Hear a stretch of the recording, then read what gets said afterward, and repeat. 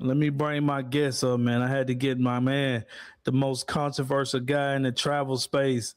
I had to bring him to the channel, man. I had to bring him to the channel. If you ain't already hit it, hit the like button, man. Hit the like button. Hit the like button while you coming in, man. Like, let's go. We finna start the show. We finna get to it. We gonna get straight to it. What it do, bro? What's good What's with you, going on? Austin? How you I'm doing, man? doing good, man. I be having the glasses on because you know how them ring lights be hitting. It be Yeah. affecting the eyes, man. So you say the quality good? How I'm looking? Yeah, it's good. Afterwards, I'll tell you about OBS because I used to use StreamYard too, but OBS is Yeah, better. yeah, exactly. My guy, Shot got him.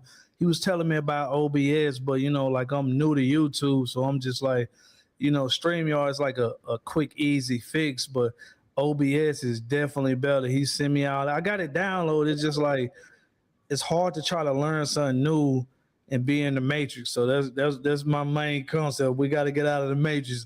That's why I brought you here to like get your story. And I told you it's gonna be like a Vlad interview. It's gonna be some tough questions. It's gonna be it's gonna be one of them, man. Like you Yeah. made it there safe though. How was your travels? Man, flying from Kenya here, I mean, thank God for the lounges in the airport. And the lounges in the airport Mhm. are a huge saver. If you fly into different countries and you're not staying in the lounges, you making your travel experience a lot harder. I mean, my girl and I, we was in the lounge. We had unlimited drinks, unlimited food. I ate way more than I needed to, but it was warm in there. It wasn't like the big cold airport in Nairobi they got. But man, we flew from Ethiopia to Kuala Lumpur, Malaysia for 12 hours. So we was in the Whew. air for a whole day, an hour and 2 hours in Ethiopia, long layover or 5 hour layover there. So yeah, we was traveling for a minute. So but we here it's good now, man. Kuala Lumpur is one of my favorite cities in Asia.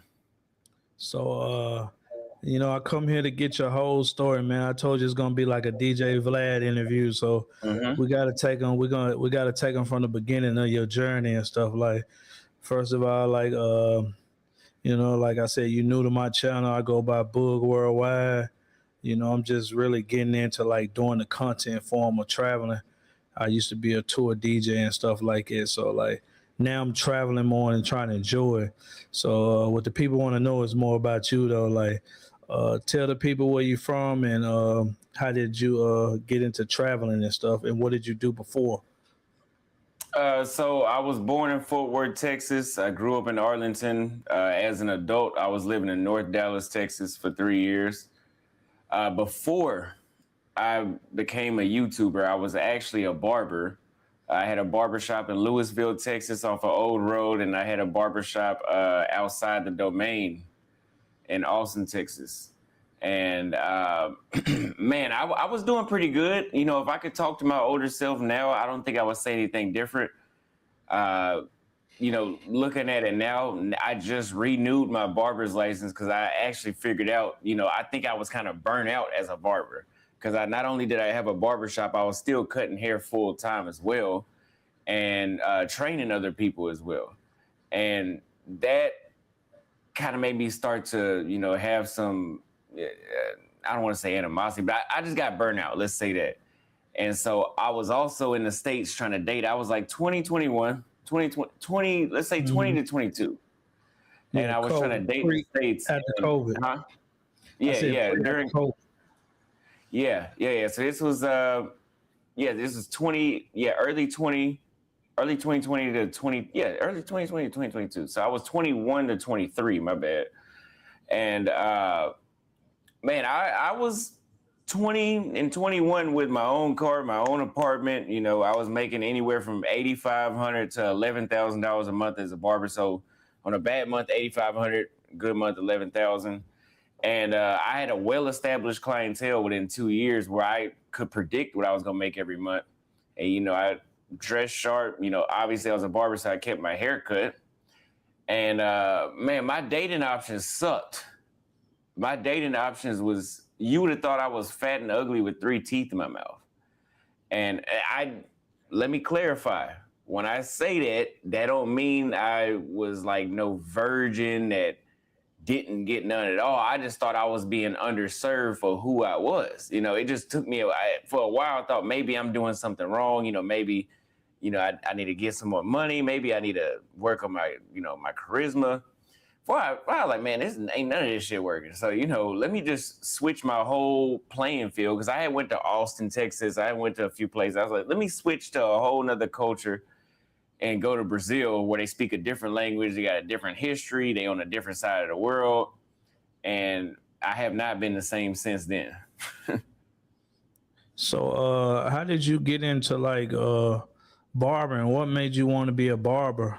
Hold on, somebody said we lagging. Somebody said we lagging. I might have to like, am I lagging on your end though? Like somebody said I can hear you. I can hear you just fine. It's just the visual is lagging, but the audio is fine. Yeah, I'm in on the box though. Like I'm in like actually like through the Ethernet cable. I gotta plug my stuff up. Let me see. So the visuals lagging though. Like I tried to switch it up and do it different because they was telling me like through my other videos it would just be like kind of like glary and stuff though. Like and I didn't want to like, so I went straight through the Ethernet cable. So let me try something real quick though. Like I wonder if it's not mess it up, like with the Wi-Fi, like see if the connection just bounce in. Yeah, because I can hear you great. It's just like I don't want anything to mess up. Like I'm really like sitting right here. The router's like right behind and stuff. So let's see what happens. Can you hear me good still? Somebody just texted me and said I was lagging. Yeah. Let's go straight to the Wi-Fi. Yeah, my problem when I be on Wi-Fi though, it just be like when I look at the replay of the videos, it just be like, I don't know, but we gonna figure it out though. Like, so I just connected to the Wi-Fi. But like I said, like what got you into barbering? Like what made you want to be a barber out of all things? So a lot of people talk about this in my videos, but if you see right here, the camera, I swear to God, in real life, my haircut looks good, but the camera will show thin spots. Right here, I have what they call cowlick, where your hair grows backwards in the front. And so if you cut it the shorter it is, the more visible it is. The older I get, the less I care. I care, the older you get, you start to be content what it is. I used to put dye in there to make the hairline extra sharp, and I got other stuff to do now. But the thing is, when I was in high school, I did care. So whenever they cut, or middle school, let's say I started around middle school and then I got serious in high school, I would tell them, hey, don't mess up these cowlicks in the front. And they would cut it down just as short to like a 1. And so they used to call me the Spider-Man edge up when I was in middle school and high school. Hey, that one, that's real low. That's real low. Yeah, and when you cut it on the cowlick, it's half of that. So they used to cut it damn near bald. So I was like, you know what? I'm going to get my own razor blade and my own pair of clippers. I'm going to start. Well, I started with the razor blade and I was able to keep my lineup fresh. And then I said, I'm going to get my own pair of liners and start lining it. And then from there, I was like, you know what? I'm going to be a little bold and I'm just going to go ahead and just fade my own hair. I'm going to do the whole fade. And it took me about 3-4 hours to do that first fade because I didn't want to mess up. And it was okay. It wasn't perfect. I just did a taper fade on the side and the back.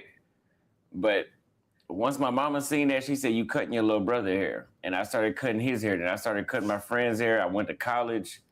I didn't really want to go to college. I just wanted to get at my mama's house. And I was cutting hair in college. And I remember I was making $600 a week cutting hair in college for like, what was it, $8 a head or something like that. Dang. And so I was like, yeah, okay, if I'm cutting at $8 and I'm making $600 a week, I know for a fact if I drop out of college, I can 10x this when I get out of there. Maybe not 10x in a week. I mean, it's possible, but I never reached $6,000 a week. But I was able to make $10,000, $11,000 a month doing that. And so that was the best decision I'd ever made. That's good, man. So you didn't even go to school. You just started like treating your little brother like he was the mannequin. You Yeah. test So them when I out on got to him? barber school, I had the blueprint already. Yeah. That's good though. That's good though. All right, we got that out the way. So then everybody, he just texted me and said the connection's good. So like, let's get into like why you left America. Like, what was the first place that you left? Like outside of Texas, like it can be in the city. Like, what was the first time you left, like Texas? Because I feel like when it comes to traveling, I know a bunch of people like that ain't even left the city. Like, what part of Texas you say you was from? I'm from Arlington. Okay, so like I know, it's a bunch of people that ain't left Arlington. So, what was the first time you left, actually Arlington in Texas, like going to the next state over?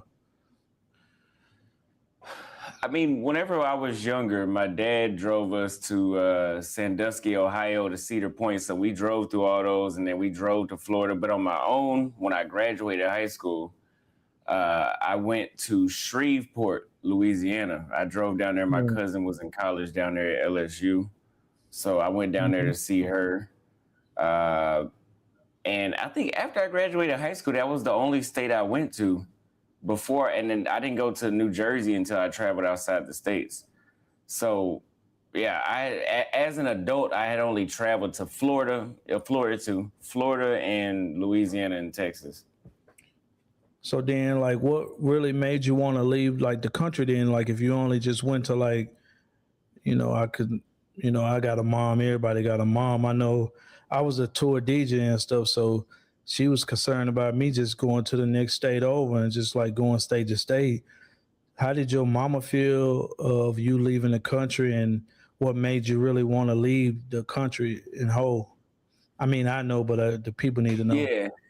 So, like I was saying before, my dating options is what led me to be like, let me just go on vacation somewhere and try to interact with women in a different country and see if I get the same result in Brazil. It's got to be me. Maybe I'm just crazy and I can't realize it. Exactly. But apparently that wasn't the same result. Whenever I told my mom, she had been brainwashed with the American propaganda where she said, you need to pick what casket you're gonna go to if you go into Brazil. And she was like dead ass serious. Like she Mm. really thought if I flew in there, I wasn't gonna come back home. Oh my gosh, that's crazy. Hey, that sound like my mama though. My mama do the same thing. Fear mongering at its best though. Keep you home and stuff. So like take us to life like when you first left like America going to Brazil, like how much did you actually leave with when you left? You just said you was a barber and stuff. So when you left America for the first time, like what funds did you take? Like how much money did you leave with? Like, all right, I'm finna go like I'm about to go to Brazil. I'm going to try this out and just, lead by faith. What were the steps that you did? Believe it or not, bro, whenever I left, I had I think it was like $7,000 I had, but I had YouTube money coming in. It had been coming in for 3 or 4 months at the time. And so I was looking at the numbers of, okay, for you to live in Brazil, survival mode, for where I wanted to Mhm. live and to eat, no hanging out, none of that, just to survive, it was going to cost me somewhere around $1,000 at most a month. And I was looking at my first YouTube check. My first YouTube check was $9,000. Now every YouTube check wasn't like that, but it was 9,000 and it hovered around 7 for a while. And so I was looking at like, if I can maintain this for 3 months, I'm going to sell all this stuff and I'm just going to go. And so I'm the type of person, I just go and see what happened. I mean, hell, I had the money to get back if I needed to, and I still have my barber's license, and haircuts ain't going out of business no time soon. So the risk was okay with me. So you mean to tell me you left America with $7,000? First of all, you already was doing YouTube before you even left America? For a few months. I left in October 2022, and I started in around June or July 2022. See, I follow your content. I never knew you already had a YouTube channel before you even left America because most people make a YouTube channel like soon as they get to the country and be like, I'm gonna start YouTube. So what was the content before you left? Like I never knew that. That's new to me. Uh, so whenever I told you before that I went to Brazil because of the whole dating thing, And whenever I got back, I got on TikTok and I was describing my dating experiences. And there was a lot of people that was unhappy to hear that I felt like what I experienced there was better than in the States.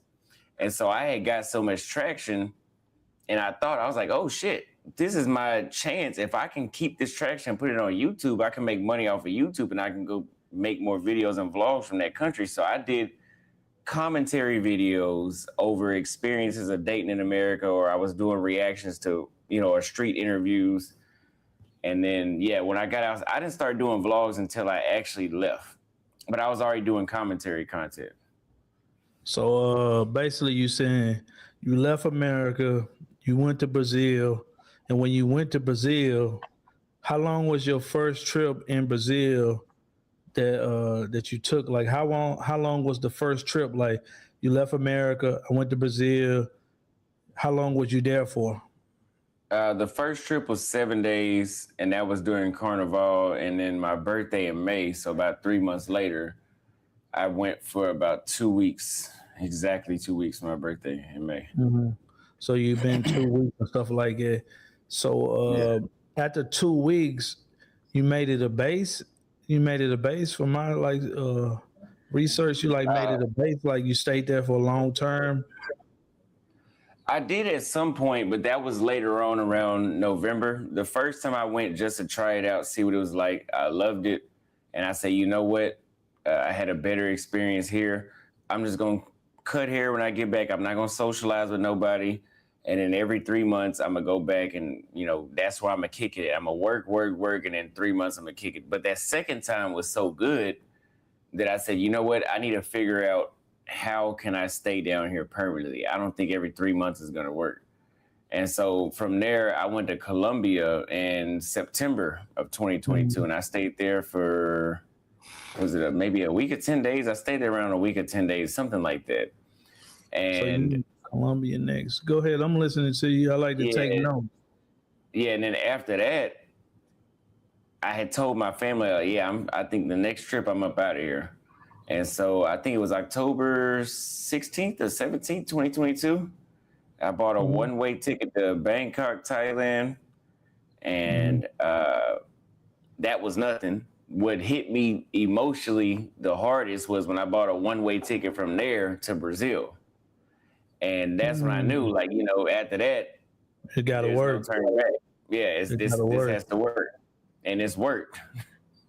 Exactly. So when you was in Brazil, what made you think, like you said, you went the first time and then you went back. The first time was 7 days. The second time you went, what made you was it a culture shock? What was the culture shock? Like, I know my first time going to place, it was just I watched a live the other day. I ain't trying to get ahead of the story, but I watched a live the other day seeing Z, her first time ever leaving Africa, that feeling that just I'm out of here. Did you feel that? What was that feeling like when you first touched in Brazil, leaving the country, just I made it? Was it a culture shock? And I want to hear that story though, because I know how I felt when I did it. Yeah, I mean, I flew in from Miami to Rio. And that flight usually leaves, at least at the time it did, left around 8 p.m. and arrived around 5 a.m.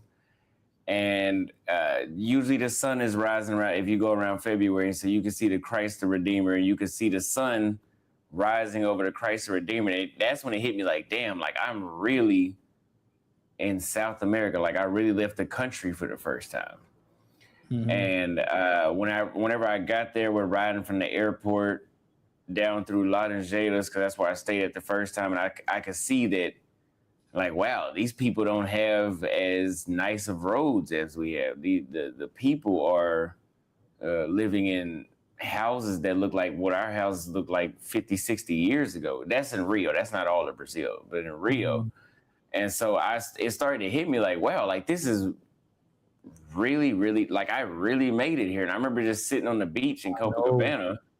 And that's I was damn, I'm really here. You really had that feeling of I can't believe that I'm really in another continent. That's a hell of a feeling. That's a hell of a feeling. So your second time you went there, what made you like? You went to Brazil 2 times, and then you left and went to Colombia. How was Colombia like? Like I said, I'm here to get your full story. I know it's late. You done went to switch countries and stuff like that. I was expecting you to be on Kenya time, so we talk after this and stuff like it. But I really want to get the people a full story. Shout out to my guy OG Will. He hit the cash app and stuff like it. If you guys want to ask questions, the cash app rolling across the screen. I put my buy me a coffee in now. I thank you, Austin, for staying up late because you literally at basically in the morning. You in the morning time. You 12 hours ahead. But I want to get your full story and get the full perspective on stuff. And let's get back to it, man. I'm gonna drop those links in there in a minute. That's why I gotta get my moms and stuff to drop the links while I'm talking. But after you left Brazil, you went to Colombia. How long was you in Colombia for? Like I said, I think it was anywhere from 7 to 10 days. It wasn't longer than 10 days, but let's just say a week. What part of Colombia was you in? Medellín. Medellín. So how did you like Medellín? Was it better than Brazil? Or Medellín was just like a place. It was just one of them in and out. Yeah, I mean, I've been twice. It's a fun city. It's unnecessarily dangerous. I think like Brazil is dangerous too, but it's a little more predictable. Colombia seems to be just random acts of violence, especially if you're going down there single and you're trying to like date. Like you have the women that are scoping dudes, but even if you're not even trying to date, there's still women that's scoping dudes in the mall. I heard so. It's just too much. That's definitely true. I agree. So after you left Brazil, you went to Colombia. Then you said you went to Thailand. That's your third country.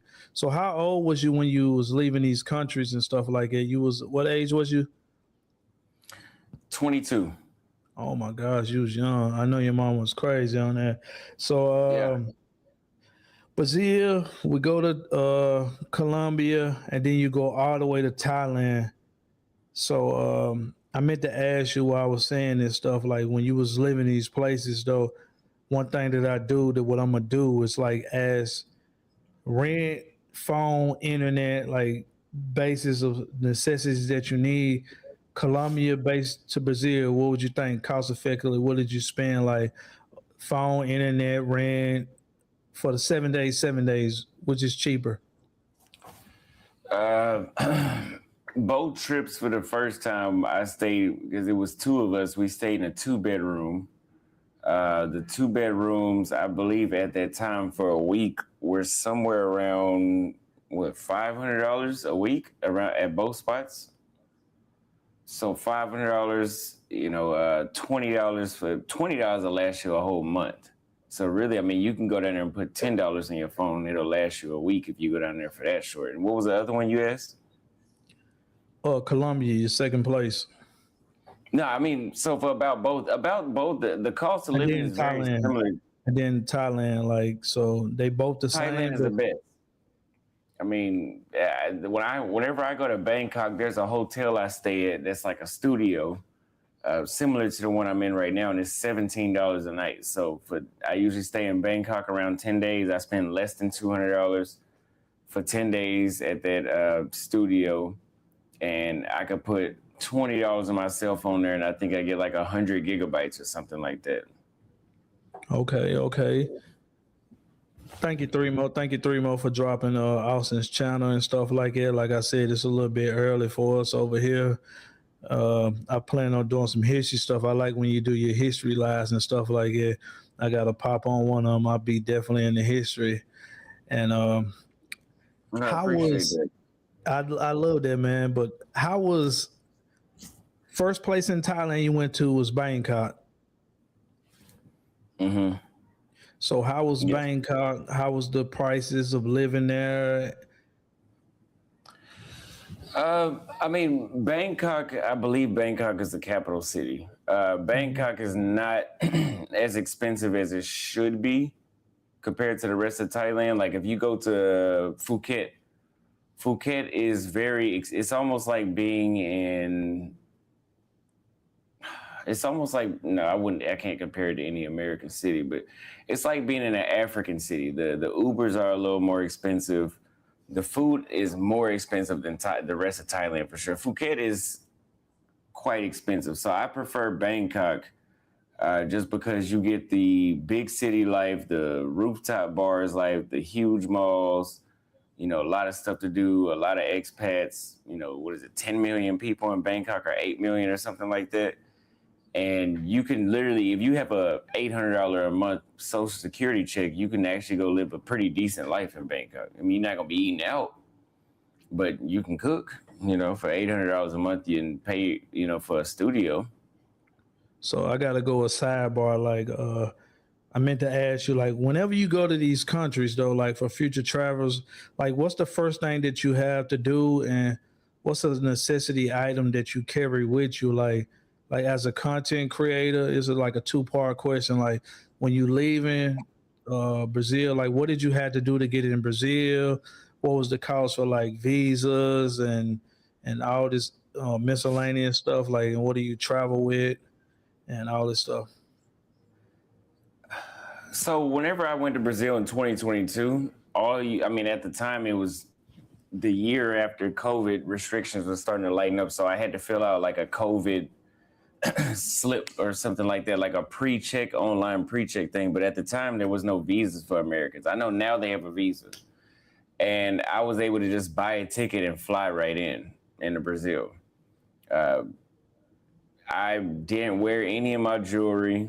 You know, I pretty much just brought simple clothes. I didn't really bring much because the YouTube videos I was watching back then was telling me that I would have been robbed if I went down there. You know, True. so I brought very simple stuff compared to what I would have walked around with in the States. And that was Brazil. In Rio, yes. So what about Colombia? What was the things that you've seen and heard about Colombia? Colombia, you could fly right in as well, visa-free access. You could still wear your jewelry down there. I mean, maybe a watch, but I mean, the thing about both of those countries is those are both countries that, you know, somebody will pull up on a motorcycle and rob you at gunpoint. Never happened to me, but I know people it's happened to, and it does happen. In Thailand, you would say that's the most safest place that you can be? The safest places I've been to in the world is Thailand, Vietnam, Sri Lanka, Malaysia. Most of them are in Asia, you know, but even places like Botswana was pretty safe to me. And Nairobi, Kenya is safe too. It's not the safest, but it's pretty safe. All right, so let's move along with the story. We in Thailand now. So we now 3 countries ahead at the age of 22. You really moving, man. You really moving. So you in Thailand. How long was your Thailand trip? I was in Pattaya for 2 weeks. So you landed in Bangkok and transferred over to Thailand. Would you take the bus transportation? No, I caught a boat. So you know the ride. What is that? A rideshare app? Yeah, I went to Bangkok, and the smog was way too much. I mean, way too much to the point where my voice started to sound like a pig in it. I had big bags under my eyes from the sinus pressure. And so they told me that the smog was far less in Pattaya. So I went down there and it was far less. And yeah, I went ahead and just finished the trip out there for 2 weeks. So, so you 3 countries in now. You done left America. What was next at the Thailand, and how was Thailand? How long did you stay in Thailand? Like I said, I was in Thailand. After that, after Pattaya, I was there for 2 weeks, and then from there, I went to Rio for 3 days, and then I bought another one-way ticket from Rio to Salvador, Bahia, Brazil, and I ended up staying there for 3 months, three and a half months or something like that. Yeah, you at this point it's really showing you love Brazil. So I got to get into the heated questions in a few though. Like you done been there 3 times, so I got to get into the heated questions of like, because we all got places when you travel like you just get stuck, and it'll keep you in that position, and it just like I got to move around, but at that point you just like stuck and you just doing content. So after you leave Thailand, what did you go then? After Brazil, you went there for 3 days. What did you go then? What was the next process? And then from Brazil, I went to Rio. I mean, from Rio to Salvador, and then I did that trip to Sao Paulo, and I posted a video where I was in Salvador, where they had me on CNN because I asked a chick. That's what I was getting to. That's what I was getting to. She asked me how. I mean, I asked her how quickly she would kiss and sleep with a man that she just met, and the answers that she gave wasn't false. They just didn't like him. So. That being said, there was a feminist in Brazil that had me all on CNN. So I flew back to Bangkok. And that was great, too, because then I got to explore Southeast Asia. And then from there, I discovered Africa. Okay. So let's harbor on Brazil for a minute, though, because that was major news, man. Like, that was major news. You was all over. Like, so we're going to start, like, on your YouTube channel, right? So your YouTube, when you went back to Brazil, what was your following then? Like the number wise, if you can like remember, like when you went back before the controversy, because I can remember because I've been following for a minute. You just like you left Earth when you did that. Man, I think whenever I first got to Brazil on YouTube when I moved in 2022, I think I was at like 22,000 or 23,000 subscribers. By the time I had got put all on CNN, I think I was around 33,000 at that time. So you just said the basis of what happened in Brazil. Like, from my understanding, I don't know. Like, I'm like the people, like, we just seen like half of it. Cause, like media gives like propaganda. Like, we see half of the news what's going on in Brazil. Like, but all I know is like it was all over Brazil and stuff like that. So you said you did the interview. What I can recall, you did the interview. Like how long would it take me to kiss you, and would you go on a first date and all this other stuff? They try to look at you like as if you was like uh, portraying in sex tourism and stuff like that.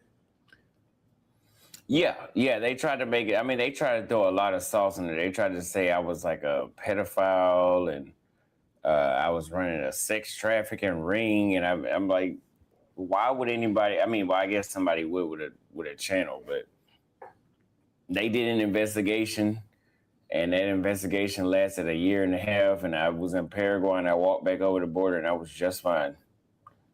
And I was there.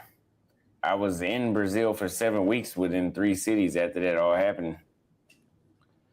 Yeah, after it all happened though, like, you made the news, you did all that stuff, the girl. So I seen an interview, I don't think you seen it, the girl that you actually was talking to, she came on there and she was like doing like comments like, I hate this guy. Was that the actual girl, or is that a new girl, or is just somebody, faking? I don't think I've seen that. I haven't seen the video. Yeah, it was like a girl like that said like I hopes he die and all this stuff. I don't know if that was the exact girl. It was something I seen on video. Yeah, the one that you said like, how soon would you kiss me and how soon? Yeah, it was like on TikTok and stuff like it. Like it was a while ago I seen it. But the next question I had though, we gonna stay in Brazil and stuff like it. Like this the part where I call my show like live from the kitchen. We actually get to cooking. You be in the hot seat and stuff like, and that's why I asked you before. So we in Brazil. You left Brazil, and we gonna get more to the story. But I hate to leave Brazil and not getting the info on this. So the Floyd character, how did you end up meeting Floyd, and how did he come about? Man, I was inside. That was right after I moved from. That's right after I moved out, and I went to Thailand. I went to Rio, and then I went to Salvador, and I was in Salvador for maybe a month. And Floyd hit me up like, hey, I'll pay you to be my tour guide for 2 weeks. I'm coming to Brazil. And then so he paid me a good amount of money. And he just never left. And, he was pretty cool to hang out with. So that's why we ended up hanging out.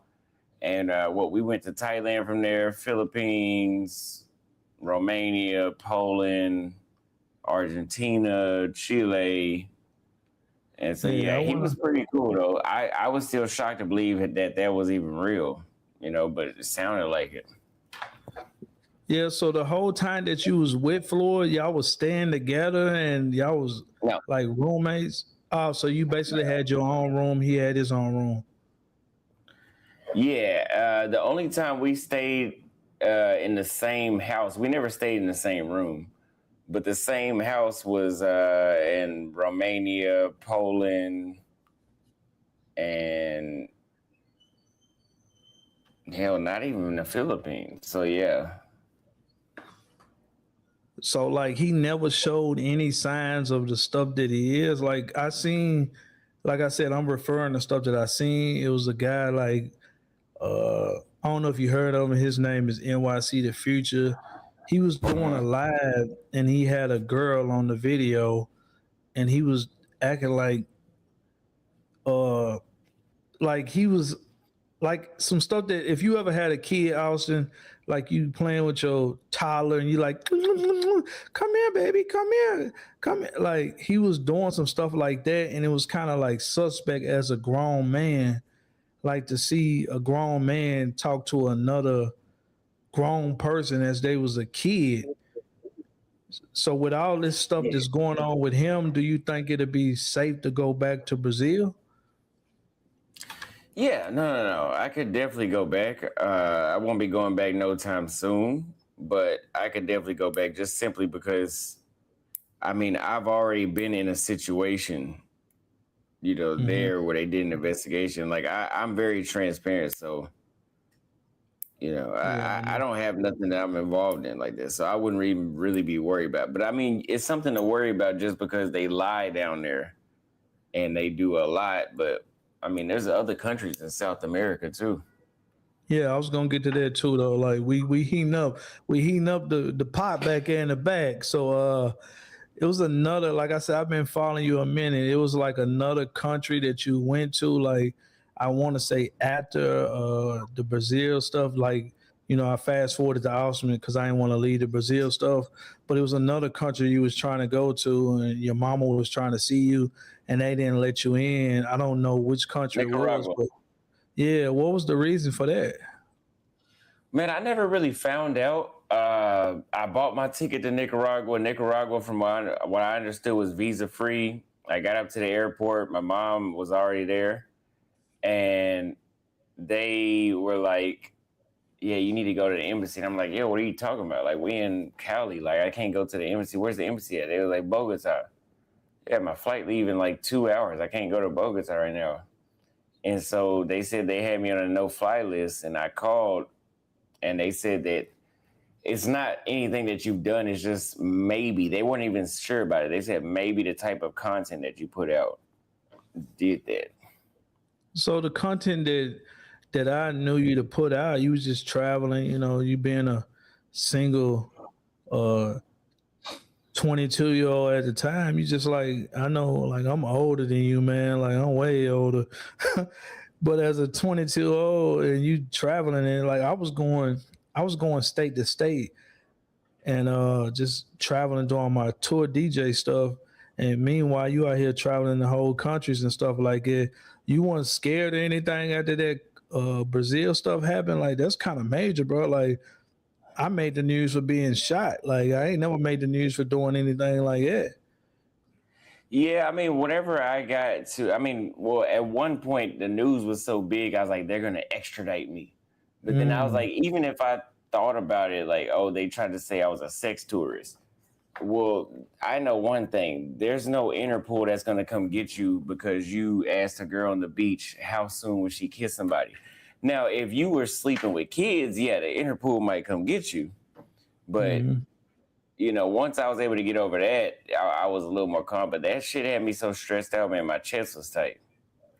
I already know, man. So you think it's actually good to go back to Brazil after all this stuff that's going on? Like you had the stuff with they looking at you like, you know what I mean? Like it's kind of like I wouldn't even go back if I was you, man. Like just playing the safe side. I wouldn't even really want to test it. You got the stuff where they trying to make it look like you making the girls look easy and stuff, and then you got the Floyd stuff that's you didn't have nothing to do with it, but it's just like you know him, and it's just like it. You know, like I try to pick the friends I hang with and stuff. Like we still into it though. Like, and we gonna get to the Kenya stuff, but like I wouldn't go back to Brazil if I was you, man. Like just on that. So you had the stuff that happened in Nicaragua where you couldn't really see your mama. And then you fast forward on, and we headed to Kenya. So how are you able to maintain all this income to keep traveling state to state and country to country? Like that's a lot, man. Like you bouncing around. You done already been to like that's 4 countries. Yeah, I mean, again, like I said, YouTube AdSense was my main driver at the time. At one point, it switched where my outside income was better. It fluctuates back and forth, but YouTube income AdSense was my main driver at the time, and my subscribers would donate heavily back then. Mm-hmm. So now we leave Brazil. You say you went to Kenya right after Brazil. So what made you choose Kenya out of all the African countries that it is? Well, man, I started in Tanzania, and Mm-hmm. Tanzania was a blessing to me, man. I had the time of my life when I was there. I mean, Tanzania was run down and very underdeveloped. But being there, I really enjoyed the people there. I mean, you know, the men and the women were nice to me. Everybody was just very friendly. And so I had met some Kenyans, and they said, "Hey, you need to go to Nairobi next," because I was going to do Madagascar and Mozambique. They said you need to go to Nairobi. I went to Nairobi and I was shocked. I was like, damn, like they have Domino's pizza, they have Papa John's, like they had a bunch of nice clubs, a bunch of nice malls, a bunch of nice wing restaurants. And I was like, damn, okay, this isn't what I thought. And like the social life that I had out there was immaculate. I went to Uganda, Rwanda after that. Those were okay. Rwanda was very subpar. Uganda was good. Came back to Kenya, went to Zambia. That sucked. Came back to Kenya, went to Ghana, Senegal. Ghana was trash. Well, I don't want to call it trash. It just wasn't for me. You said Senegal was Ghana? good. Ghana? Yeah, Ghana is oversold. Oh my! Hey, you know I got some. You know I'm gonna get to that. We making our way down this timeline. You know when I say Ghana, you know what we getting to. So we gonna keep going. Though. He said Ghana's Mhm. trash. So you named Kenya. Keep going. You said Tanzania. So that's Tanzania is a country. There's another thing you guys don't know when you get to the Africa continent, like it's not like America. America, we got different states. Tanzania is basically a neighboring country to Kenya. So it's like right next door. In my mind, I look at it like I'm in Tennessee. I go to Georgia, that's the next state, but he in the next country. Auston Holleman, how old was you then? You was basically 23 then? Yeah, I was 23, almost 20, a month before I turned 24 when I went to Tanzania. Yeah, you been living, man. Yeah, So no, I what was living good back then. you was living, man. So what made you at that point of this story, what made you say, I ain't coming back to America? You already 5 countries in and you haven't went home yet at all. Yeah, no, I was over America the minute I got to Brazil. Like I was well over America. Like I was already done. Like I wasn't interested in going back. I still don't miss it. Could I go back, you know, for maybe a month or so? Yeah. Will I? Absolutely not. All right, let's get to Kenya because there's a lot that happened in Kenya. So now we leave Tanzania, we in Kenya. So Kenya from Tanzania, culture shock. What's better? How could you relate? What made you love Kenya and made it a home base? Like I said, the people were nice there. They have nice real estate. There's an energy about Kenya. Like if you go to Mhm. Nairobi, it's a strong energy where I'm gonna put this in everybody my notes. feels I'm listening. yeah, everybody feels welcoming. They feel like, I don't know, especially if you're a single man, you'll love Kenya. Like, you'll love Kenya as a single man. Now that I'm not single, like, Kenya is good, but it's not like what it used to be. And then I got a lot of haters. Them haters are on steroids now. So, Man, we're gonna get to it. We're gonna get to yeah. that for sure. So when you first came to Kenya, how long did you stay there? Because I know you went other places after there. Your first trip to Kenya, how long was it? 10 days. And then when I left and came back, I stayed a whole 3 months, 4 months after that. So in that 3 month process, you had to get like a visa. How was that? Like, Yeah. Yeah, so I is it had like, the East African visa, mhm, which yeah, allowed you to go to for Uganda, the- Rwanda, mhm. Tanzania. I mean, Uganda, Rwanda, and Kenya. Yeah, I know about that. O'Shea was talking about that. Like, it's like let you go to all on for free, but they said they stopped doing it and stuff. But I can believe that. you crazy. But so yeah, you leave Kenya, you come back to Kenya, and you made it a home base. Like cost for living, like I said, cost for living, internet rent, monthly expenses, and in a month in Kenya without being a YouTuber, what would it cost? I would say you need a budget for $1,500 for survival expenses, but it's going to cost you somewhere around. mm, it's going to cost you somewhere around $4,000 to live the life that you want, to actually Mm-hmm. be able to live and move the way how you want. Right. So you in Kenya, you there, you come back, you live there 3 months. How did Kid Grayson's come about? Kid Greatness, my bad. Let me refresh it. I met him at a club the first time in Kenya. I had seen his videos before, but I hadn't actually watched them. But I had just came across him. And, you know, he was cool. And then we met in Turkey again. We was in Turkey at the same time, and then from there we just both went back to Nairobi, and we just clicked like brothers, close brothers. Mm. All right. So when you meet Kid Grayson's, this is a question for me, like as a watcher of your channel and stuff like it. So you guys started traveling places. You went to South Africa and you went a little bit everywhere. I'm gonna get back to Kenya. Like I said, I'm just bouncing around and stuff. I'm looking at my notes and stuff while answering questions that people send me and stuff. So you guys start traveling around, you and Kid Greatness. You know, I'm gonna be a critic of yours. This is like when you go to countries like you went to South Africa, when you first get there, you was traveling, you was a solo traveler, you single.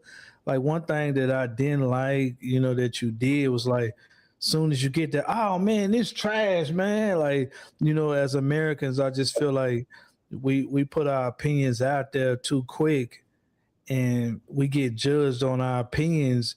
Like in America, you got free speech, but when you go to another country and you say like, man, it's trash, they really get on you. And I kind of feel like, you know, bagging back to Kenya, I'm ahead of time.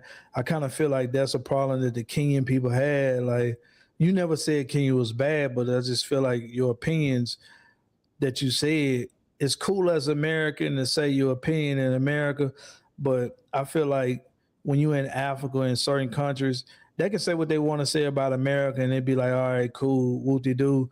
But when you say how you feel in Kenya or any one of these African countries, it's just like it's just backlash. Like you can't say their opinion, like, but they can say what they want to say about us, but we can't say what we, you know, it's just like I don't like that. Yeah, I mean, South Africa was or is a great place. I mean, it's great, especially if you want to save money and have luxury living. But like socially, it's too Western for me. That's what I didn't like about it. Other than that, you talking about stuff to do, you know, all that. I love Pretoria. You know, it's a nice city, but nah, South Africa just. I mean, as a man with a woman now, it's cool. But back then, being single, nah. If I was single in South Africa, I'd just be a monk. Now going to Kenya, they say worse things about their government. I don't even talk about their government, but I do think, yeah, not my integrity, my candor is offensive to some people. I don't really say nothing wrong. I haven't, like you said, I haven't said nothing wrong about Kenya. They just can't handle. Some of them can't handle it. I don't know. I think I'm cursed over there. I honestly, like, this is my opinion though. I just think like I said though, like people can say what they want to say about us, and it holds, like people just let it brush off and just be like, all right, cool. Anyway, whoop de do.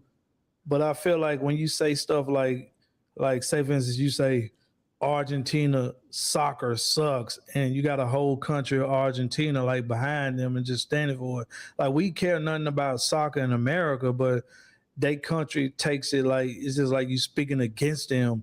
And I just hate that. It's like they can say what they want to say about us, but anytime we have an opinion, it's just like, oh man, get him out the country. It's like what? Like, so freedom of speech, that's one thing I can say about America. Freedom of speech, like you're allowed to say what you want to say, but being a traveler, you can't. In a lot of these countries, the women can't drive and they can't do this and that. But it's just like that American is difficult. You got pros and cons with it. So after you leave South Africa, like you go back to Kenya, like I was just gonna speed through South Africa because I really want to get back to Kenya. And my next question is though, like, being that your influence that you have in Kenya, you spoke so highly of it and you did so much and people love and respect you. I see like when you post on Nairobi Gossip, I follow them. They hit me up on my other page on Instagram and stuff. Like I plan on coming there. So with the status that you have and all the travels that you do, why would you bring a Jay Rello? You didn't bring him. You basically was kind of like introducing him like to like Kenya and stuff like it. Did you see any of his content and what he stood for and stuff like it? I mean, I had seen a couple of his. I only thing I had seen about Jay Rillo was when he was stuck in the DR, and I knew he was a funny dude, but I mean, at the same time, I don't know why they was trying to put that on me because they was like, "Oh, you brought Jay Rillo to Kenya." The videos are on YouTube. Some motherfucker wandering around in a rice field in Cambodia could see my videos. So I can't take no responsibility for him being there because I mean, yeah, anybody can see my videos and like it and come to Kenya, and then some people could, yeah, I mean, I did a live stream with him, but I mean, but that's what I'm saying though, Austin. That's the point. Like I'm older, so I'm looking at it like like when you older, you understand the value of your real friends. Like some people you just drop off. So when you bring like people like that around, say for instance, like I'm gonna just be on some stuff like I know you listen to music. I was watching you live. You listen to Boosie. You was doing your Boosie stuff the other day, right? So check this out though, like right. So say for instance, like we in the streets, right? You come introduce a person like, yeah, this is my man right here. This Rello right here. This is my guy. He new in the town. I'm just showing him around, and then you introduce him to the people that's around, and then next thing you know, you're not around. He robbed the people, and they come through like, damn, we only know him because of you. It's kind of like you introduce the people to this guy. You jump on a live and you introduce him to him, and then he do some crash out stuff, and then next thing you know, you're like, nigga, I don't know that nigga like that. You get what I'm saying? I mean, if we want to be technical though, I was on his channel. Like he asked me to come on his channel for a live stream. True. I know the backstory. I already know. Like I'm just getting the questions. So it was just kind of like, hey, you want to come on do a live stream? Okay, cool, whatever. I come over there, and he was like, you know what? He was asking me like, hey, where do I need to stay at? Where I need to go? What I need, basic questions about Kenya. And the questions that he asked me, I had already said on YouTube, which is why I say. He said, hey, like, what are the women like in Kenya? I've already talked about that in my videos. It's exactly. it's on. There's another Jay Rillo that's not on YouTube that's already been there from my Exactly. videos. Exactly. I gotta ask you this question because they sent it to me on the Cash App. They said, uh, you got your woman. I know she's probably right there next to you. Which country has the friendliest women and why? I mean, we're gonna have to go with like an African country, and Mm, I say if you're black, again, I don't know what's up with dudes. If you're black, Africa is gonna have the friendliest experience if you're socializing with women because they're black as well, and that's pretty much the sum of it right there. It's a race based thing. If you go to Turkey trying to like date women, I mean, you're black. And, black folks were slaves over there in Turkey. Like, they gonna be looking at it, and slavery didn't end in Turkey, I think, until like what 1929. So that's recent compared to ours. Ours is like 150. So they still look at black folks as like, it's fresh meat for them, or it's fresh. Let's just say it's fresh. Versus if you go to Africa, I mean, they just black, man. I mean, white folks like white folks. That's why Europe is still majority white. Asian folks like Asian folks. That's why Asia is still majority Asian. Black folks mm. like black folks. Yeah, Go to a black. I know I just looked at my little time thing. I know you got it's for the chat that's in here, man. Drop a globe in here, hit the like button. I planned this interview for 1 o'clock. I expected Austin to be in Kenya. I respect people time and stuff like it. He switched over to an Asian country. So now it's like, what time is it? Like 1 a.m., 2 a.m. now? What time is it? Yeah, 107. Yeah, it's 107. I value your time and stuff like that and stuff. But I got a few more questions. Another question that came through. I wasn't trying to interrupt, but they asked if being that we don't own social media, and if they was to ban you on YouTube, Facebook, TikTok, and Instagram, what would you do to earn a living? I still got my barber's license, and I got an email list too. All my clients are on the email list, so I would work off my email list still. But I have my barber's license to always fall back on. Okay, that's Yeah, cool. no, That's I cool. always gotta trade. Now the thing, the bad part is, could I live in another country, cutting Mhm. hair? Probably not. I would go back to the States to cut hair. I would just be starting over from square one.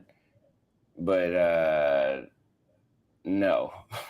So that lead me to my next question though. Like, you said you're trying to start a barber shop in Kenya, and it's gonna be like a follow up question. You say you're trying to start a barber shop in Kenya to teach people how to cut hair and stuff like it. So if it's like if they charging $6 or $7 to cut hair, like what would be the benefit of cutting hair in Kenya or overseas if it's so cheap? It's not a really. It's a necessity that we need here. We want. I just spend. You see my stuff. I used to have my beret on. It costs $40 and $50 here, but if it's $7, like how would you make it with that? Like just going to do barber. Would you think you had to come back to the States if you get banned? Just like they banned me on Instagram for nothing for like a year. I couldn't go live or do anything. So what would you do if you lost everything? TikTok, Facebook, all this, or what would be the next move? If barber pays so low in outside the states. Well, no. What I'm trying to do is do a barber school. So, like, schools are usually funded by governments. Hmm. Yeah, but no, I mean, the let me see what I was trying to say. The barber school. I mean, if you're saying if I was banned, I mean, my new niche that I'm leaning into now is history. Like I already got my other channel monetized. I'm just waiting on the traction to pick up, and then once it picks up, my Auston Holleman channel is gonna be irrelevant for a while.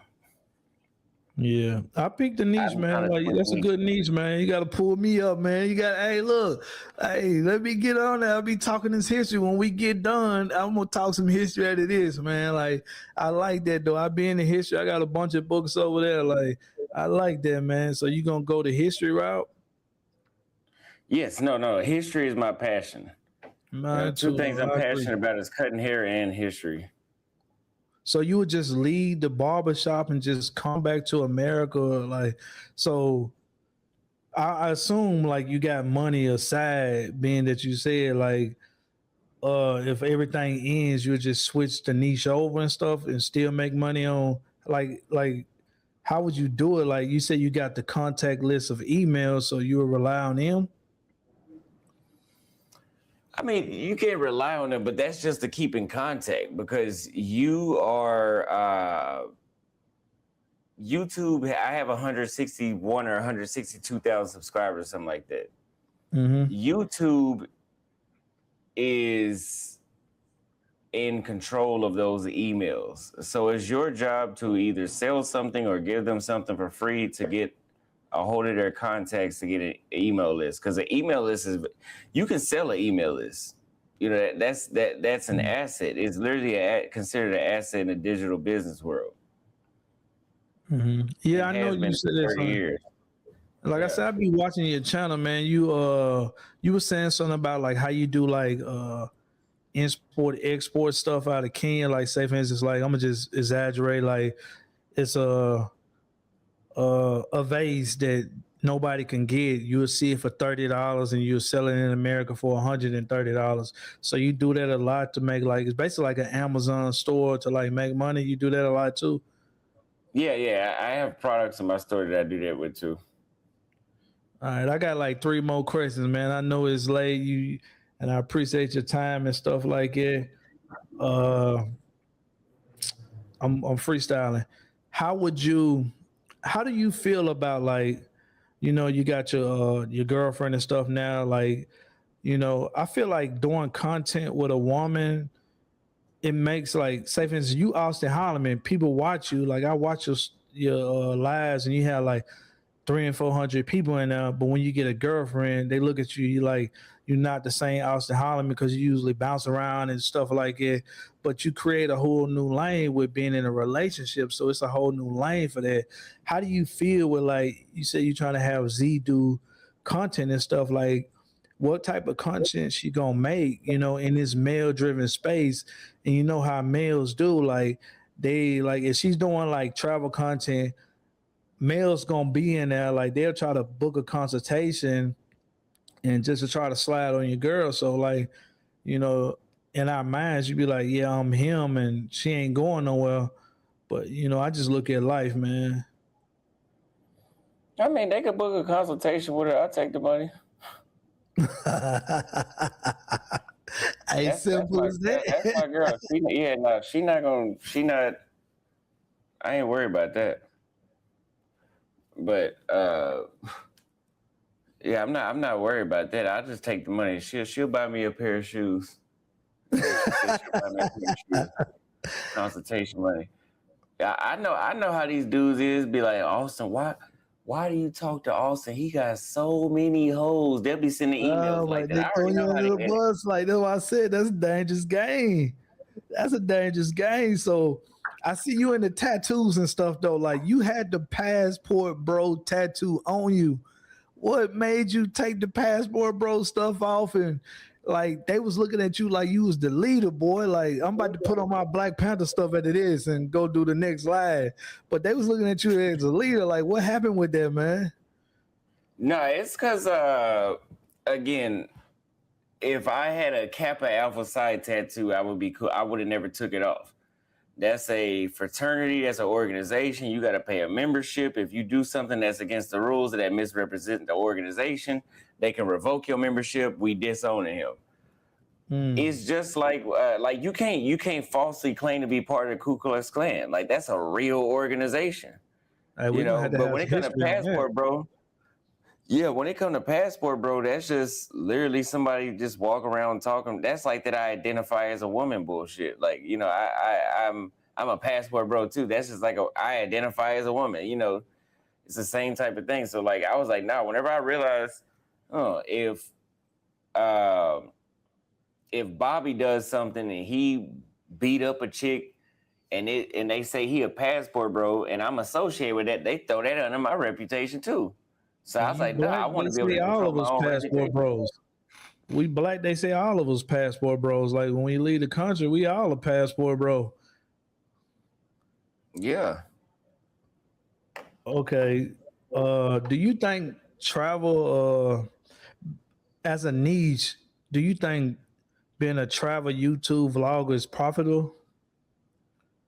Like travel like content, like being there, like I feel like me as a I do travel stuff, but I feel like they don't push it enough. Like it's like I spend all this time editing and it's just 13 views. Yeah. The YouTube algorithm has changed where you gotta go to above and beyond if you're gonna be doing travel content. Mainly, Bobby and I was talking about this. The black travel content creators are like shadow banned right now. Like I Exactly. remember last year, early 2025, I could put up a video and I would get 50,000 views in a month on at least on one video. Now I put up a video and I went out, like when I went to Sri Lanka, good thumbnail and all that video, man, that video took a month to hit 10,000 views. But I go live and I'm 300 people in, you know. But it could be a title and thumbnail thing. You're gonna have to get back with me on that. But I mean, my history niche is doing better than my travel niche. That's why I'm like, man, I know I got 160,000 subscribers. If you like history or if you want to learn history, just come over to the other channel because this travel shit is done. Hey, man, I'm saying the same thing, man. I'm saying the same thing. Okay, I got two more questions. YouTube beef. You've been in this YouTube streets for a minute and you acquired a lot of people coming in, Mr. Auston Holleman. You have beef with Peso, man. Oh my Hey, I gosh. like him the Peso, most. man. I was just about to ask you this though. Like, let me finish. Peso, man, my guy, he from Memphis. He right down the street. Travel Time with Paul, and then you got a new one. Nah. I gotta get him on the panel. Like after we done with this, I'm gonna reboot a whole nother live and try to see what's going on. Like I gotta get just how I'm doing this. I want to have a sit down with him. So Nana, like, how did the beef come with Nana? I ain't gonna give him too much energy, man, but I think he just one of them envious Africans that want to be a black American. I mean, I seen his content.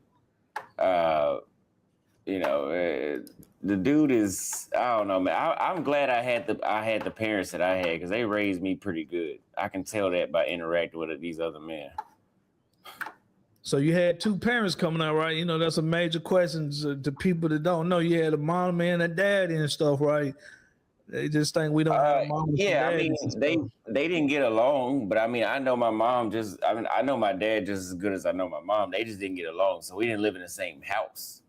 But my dad was Still just had my him. life as much as my mom. He was influential. That's good though. You ever experienced racism in any one of these countries and stuff? Oh yeah, I experienced more racism in Brazil, Turkey, Argentina, uh, even somewhat in Paraguay. Not really, but you know, small experiences. Uh, and even no, that's really it. But I mean, I believe it or not, I never really experienced racism in the States like that. How you didn't experience it down there in Texas? You know, being the area you was in, you said what you said was it wasn't Dallas. It was what was the part of Texas you was in? Yeah, Dallas. I was in Dallas before I moved out of the States. Yeah, I lived in Dallas the Yeah. last 3 years. No, I mean, you know, maybe I don't really count it because you know, you driving down the street, you got your windows down, you hear somebody call you a nigga, but they wasn't bold enough to like flag you down. They just said it out the side of their mouth where you just heard it, you know. Yeah, But it see. was never no getting chased down the street by no white boys, nothing like that, you I mean, know. we didn't get chased down the street though. You know, I'm in Tennessee. If you know history, you know the KKK was formed in Pulaski. I'm in Yeah, Nashville, Tennessee. That was 45 minutes away. So, you know, I experienced a lot of that stuff. So, I did a video yeah. about them too. Man, let me know when you do that history stuff, man. I appreciate you. Like I did a live the other day, and I was just like, I never want to get too big where I'm unreachable. Like you was able to reach out to me personally. Like you just like hit you on the email. Like even if I ever make it big, and the manager hit me up, and it'd be like this person, like I just respect people that's reachable though, because we all people though. Like I look at everybody like we the same. Like you can be a celebrity. Yeah, you anointing you a celebrity, but you still should be reachable. And I appreciate you for taking the time to just join my channel. It's a small channel, and I expect you to be in Kenya that way. Like the time frame would be a little bit better. I know it's late and stuff, and yeah, I damn near answered every question. I didn't really try to look too much at my notes. So if I didn't ask, we can always run it back and stuff like it. When you're doing the history stuff, I definitely join it. Um, and yeah, it's been a great little interview, man. I got another personal question. Like when you go to these countries, like, right, do you like say for instance, like when I go to a country, like when I go to the club, do you want to hear like American music or you want to hear like the cultural music? Like if you in Kenya, like I want to hear like Afro beats and stuff like that. So when you go places, do you like hearing the natural music for the land, and do you adapt to the locals, or what's your perspective on that?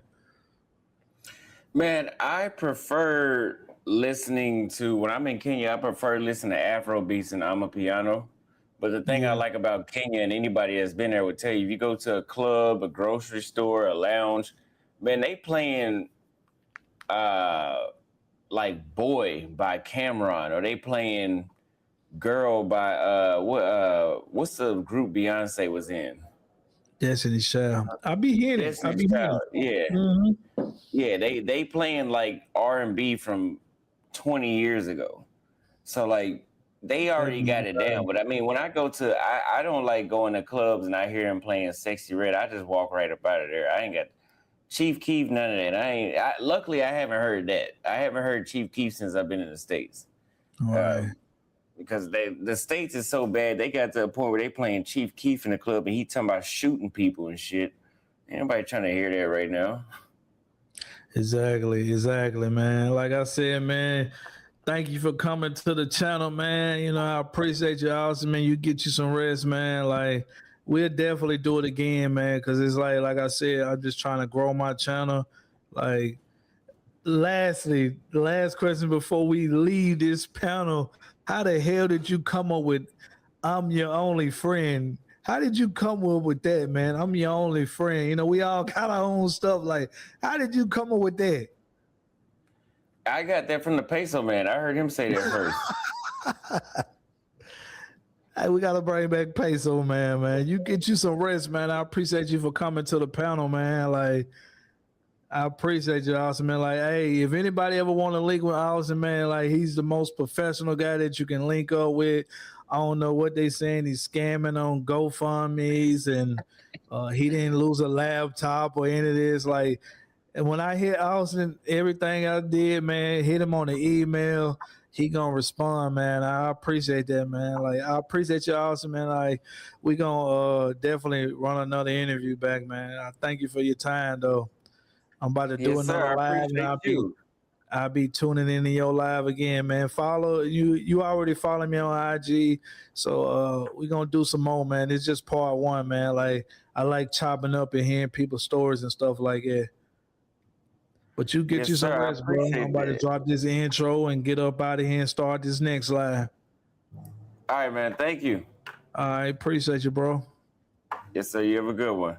You too. Into the channel, the rhythm is true. Hit the screen, join the flight. Come along.